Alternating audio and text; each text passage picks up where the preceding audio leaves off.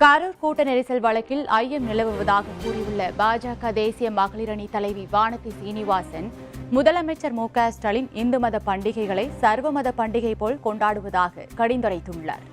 கரூர் சம்பவத்தை பொறுத்த வரைக்கும் எங்கள் தலைவர்கள் பல்வேறு சமயங்களில் குறிப்பிட்டிருக்கிறார்கள்.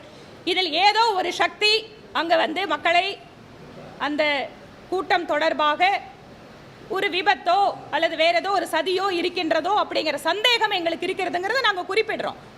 அதனால் அந்த சந்தேகத்துக்கு சிபிஐ விசாரணை கொடுத்துருக்கு. பார்ப்போம். இன்வெஸ்டிகேஷன் ஆஃபீஸர் தான் supreme authority for any investigation. Suppose investigate பண்ணக்கூடிய அஃபீஷியல்ஸ் இதில் இன்னும் கூட நிறைய பேர்த்தோட பங்கு இருக்குது, கருத்து இருக்குது, இல்லை அவங்களை விசாரிக்கணும்னா அவங்க அதை பண்ணுவாங்க. அதுக்கும் பிஜேபிக்கு சம்மந்தம் இல்லை. இன்று தமிழகத்தில் இருக்கக்கூடிய அத்தனை மக்களுக்குமே மனசில் ஒரு எண்ணம் வருது.